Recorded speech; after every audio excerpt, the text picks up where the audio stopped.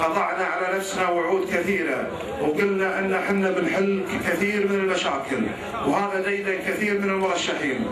كل واحد قاعد يمر الديوانية يقول وأنا واحد منهم راح نحل جميع مشاكلكم، راح نسوي لكم وراح نخلي الكويت ترجع درة الخليج.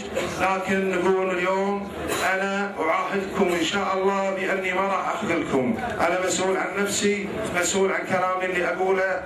إن شاء الله أعدكم بأني سوف أمثلكم إن شاء الله أفضل تمثيل. أوعدكم إن شاء الله، أوعدكم بإذن الله، أوعدكم بإذن الله بأن لا أكون انبطاحي كما يقولون عن المجلس القادم. أوعدكم إن شاء الله بأن لا أذهب الله يكرمكم إلى دورة المياه في حال التصويت على قانون يهمكم. أعاهدكم بإذن الله، أعاهدكم بإذن الله بأن لا أتغيب عن جلسة من الجلسات تكون هناك فيها قوانين تهم مصالحكم. أعاهدكم بإذن الله، أعاهدكم وأقسم على ذلك بأن أكون بإذن الله إن شاء الله صائن هذه الأمانة اللي أعطيتوني إياها. اليوم 1/12 راح تعطونا وكالة، الوكالة هذه بإذن رب العالمين راح نصونها بإذن الله، بإذن رب العالمين، وهذه بجهودكم. نعدكم أيضا، نعدكم بإذن الله إن شاء الله، ونعاهدكم. وهذه كلمة أقولها اليوم، بكرة ترى راح أجيكم الدواوين. الكلام اللي قاعد أقوله اليوم أنا قاعد ألزم فيه. راح أمركم الدواوين، راح تقولون أنت تكلمت وقلت 1 2 3. راح تشوفون في الجلسات إن شاء الله بإذن الله إذا الله وفقنا.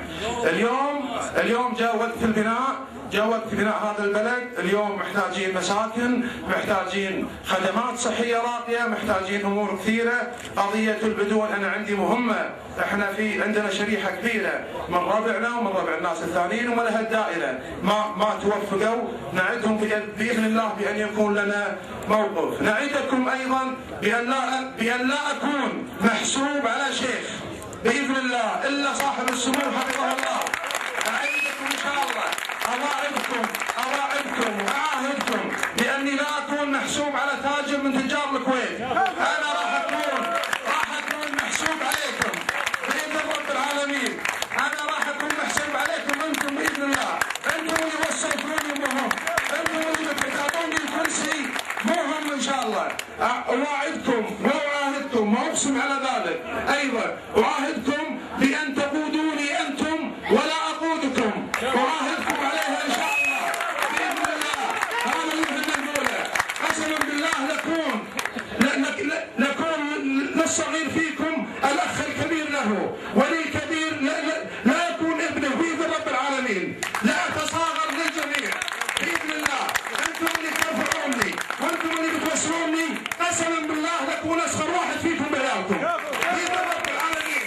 احنا مرينا في تجارب ومرينا في أمور كثيرة وجربنا. النواب السابقين بيض الله وجيههم، فيهم اللي خدمنا وفيهم اللي تجمل علينا. لكن اليوم أنا واحد من الناس خدموني وربعنا وأهلنا ومشاهدة منا وفينا ومن غير المشاهدة. لكن اليوم لا، اليوم احنا ما شاء الله ما قصرنا ووصلناه وعطيناه.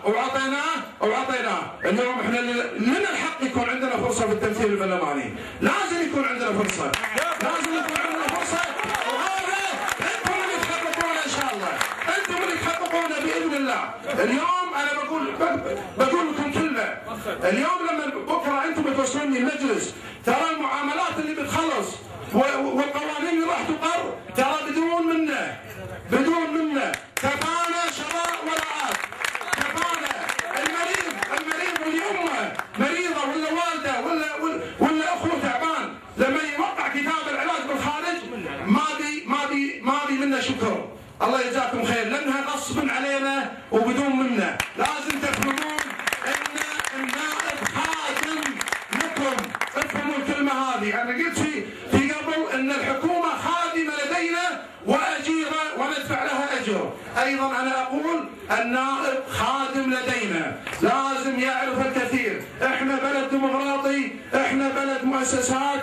هؤلاء يذهبون يغرون مشاريع لكي يخدمونا، لا نخدمهم باذن الله رب العالمين. هذا اللي عاهدتكم عليه، واقسم بالله ان من قلبي بدون اوراد ولا رتبته وطلع مني لكم. وانعم الله عليكم لكم وبيض الله وجيهكم على وكلكم اي والله، وعسى الله يقدرنا، عسى الله يقدرنا على حمل المسؤوليه.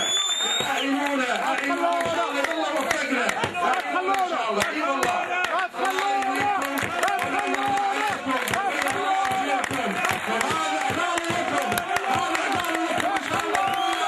هذا اهلي، هذا اعلاني كرامه، مو نخوه، كرامه لكم، مو نخوه. انا مو نخوه لكم، عفوا انتم اهل النخوه والرشايده وجميع القبائل واهل الدائره كلهم اهل نخوه، لكن عقال اليوم قطه على الحضور اللي موجود ما شاء الله تبارك الرحمن.